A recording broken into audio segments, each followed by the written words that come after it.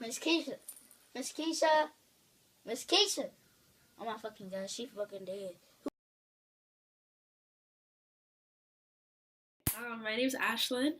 I'm a freshman in college right now. I go to Boston College. Yeah, I go to Boston College. I'm from New York City. I went to Trinity School from like 7th to 12th grade. And I think like these two experiences are what's going to help me with this video today. So yeah, I'm just thinking about like what can my past few years of experience like. Sorry, that look, that's so much better. Y'all see that lighting? I like it was turn on my lamp. Okay, yeah. So I was trying to think how I could help. But yeah, so today it's just going to be about how to survive as a black woman in a predominantly white school. If you identify as something else, I'm sorry, I cannot 100%, give you advice because I don't know your experience. I don't know what it's like to be of your identity. However, maybe through listening to me, you can, relate to some things and maybe, you know, you'll figure out something, through just what I'm saying. But I think, okay, so just for context, I went to a, predominantly black public school in Brooklyn, where I'm from. My mom had always been switching schools with me, trying to find a place to give me the best education possible. And unfortunately, a lot of communities of color are low income, and with that, the school system isn't as good, and all this just jazz that I can definitely talk about in another video, another time. And so I got into this program that kind of gave me a scholarship, with some work I had to do, but I got to go to a predominantly white school. It's not good just because predominantly white, but I got to go to a prep school, an independent school that happens to be predominantly white because all the schools in that little Ivy League of New York City high schools are predominantly white, unfortunately. And not, yeah, so I think when I came in 7th grade, I never had a white friend before. I think there was one girl, she was half white and half Puerto Rican. I know Puerto Rican is not like a race, but I don't know more about her family history. I just know, how her family is from there, and so I really didn't know what I was going into. The most I thought white people were snobby. I thought they were all rich. This is what I see on TV. On TV, I saw that white people were rich and snobby and had everything they wanted. So I was like, yeah, I'm going to school with the whites. Like, I learned something. I'll get money. I'll get rich. And I'm really into like boy bands and stuff like that. And so, how some people get called Oreo and whatnot. That kind of happened to me. Not anything bad, but like I liked a lot of things that weren't traditionally black, and we were all young. You know. So it's like 5th, 6th grade. So I thought that when I got to this predominantly white school, I was going to like blend in with them because we would talk about One Direction together. R.I.P. Was that R.I.P. But honestly, R.I.P. I thought we would talk about that together, but that's not the case.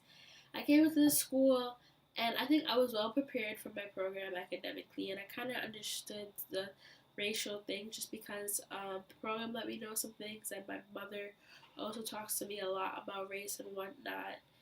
But so I think my first few years in middle school, like I always felt some sort of discomfort, but I swore it wasn't because of race. I always told myself it's not race, it's not race. But looking back, I think it was race and economic status tied together. I just would be the only black person in a classroom or in a conversation, and even though I really, really wanted to connect, sometimes it was hard. No one was mean. I didn't really um, face any racist incidents, at least not outrightly racist. I'm sure there were microaggressions. Um, Something just is always off, and I didn't want it. So that's why I denied it. I didn't want things to be off. Like these were my classmates. I shouldn't have a reason to have any divisions with them. But as I got into high school, it all started to hit me when I don't know, when I realized that black girls get no love in predominantly white institutions. We're teenagers, we're young. I don't want mom to see this, but if she sees this, she sees it. It's like you see like things about romance or whatnot on TV, and you know you're in high school, like there's hookup culture and whatnot, and just all these things that people were doing, and so you're wondering like why aren't I being involved in this? Why aren't people trying to talk to me? Why? And so I genuinely thought the issue was me. I thought maybe I wasn't pretty enough. I mean, I had little confidence issues before. Like, no one's perfect. No one is 100%, like, okay, if that makes sense with themselves. We all have something. And so there was that. And then, because I'm just a shyer person, so, and then I wasn't getting anything in this school. So I'm like, wow, like, it really must be me. Like, what is going on? But then I thought about it, and I spoke to some older black girls about it in my school, and they were like, black girls get no love here. Like, it's not you. With the girls in my grade, we spoke about it, and I'm like, then what?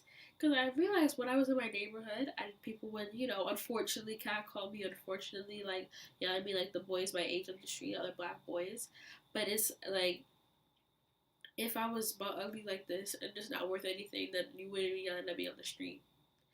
And just whatever, I was just in a predominantly like color space of color, like I just felt more loved and more accepted, more appreciated. You catch stares there and there because remember we're teenagers, we're young, like we stare at each other.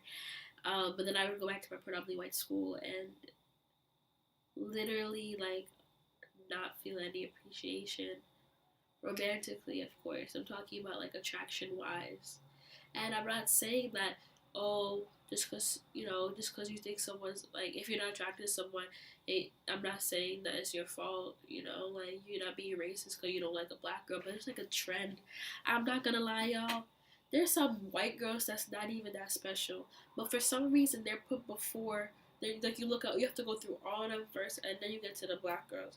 You get to everyone else, all the other things, and then you get to the black girls, and it was kind of just like we are bomb. Like we had some beautiful ass people in my grade. I feel like if Yar Shahidi went to my school, she would still not get any love, and that's how you know there's a problem. If Zendaya went to my school, she would still not get any love. I cannot name one black person in my school, one black girl that was involved romantically or sexually with another guy in our school that was another white guy in our school or whatever. And we're talking about non-white guys. I've been thinking of one person. I just don't want to discount her experience for the sake of a video. So regardless, it's kind of just like messed up, right? So I would say that's something that you should kind of be aware of when you're going to a predominantly white school. If you're not feeling validated or whatever, please do not take it too hard. Please do not think that it's something about you. I promise you, it probably isn't. I think it's the environment that you're in. People are not used to your culture, not used to people looking at you like you. It's not you. You're bomb, you're fire. And when you actively look outside of your school community, you will find people.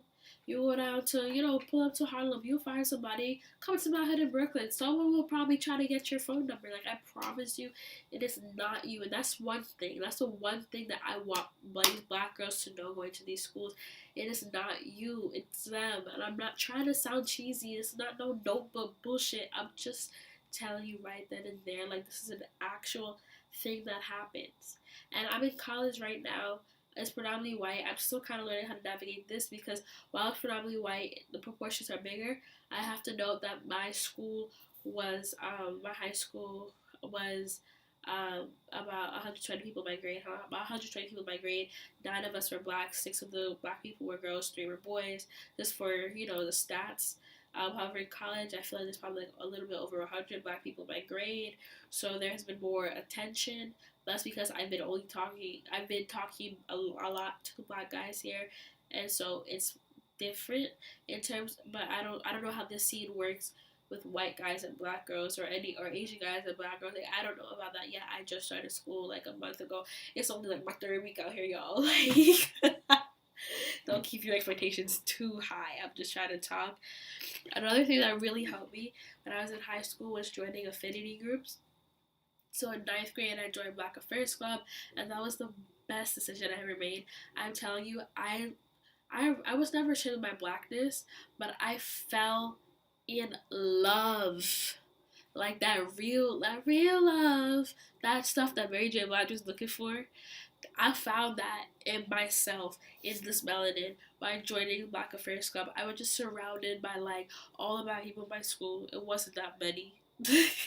And we got to do really cool things, like just have meetings and talk about what was going on, or we just got to just chill, listen to music. And I was in that club every year of high school.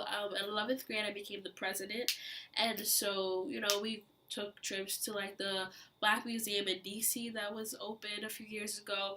We got Popeyes one time. We watched a Proud Family movie. Like, we went to see Black Panther, Hidden Figures. It was a really nice community for me to be in and be with the other black people in the school. And it definitely gave me a place where I felt really safe and I could be unapologetically black. Because even if no one was intentionally trying to make me feel uncomfortable and no one was intentionally censoring me, you just know you act differently when you're not with your people, when you feel uncomfortable, when you're the only black girl in your room, in the classroom. You don't want to yell, but you don't want to be too quiet. It's a whole thing. And so joining these affinity group really helped me. I'm in college right now. I'm joining Black Student Forum. I applied to be on the executive board. I really hope I get on it. But if I don't, that's okay. I hope I can try again. I'm still going to be in the club.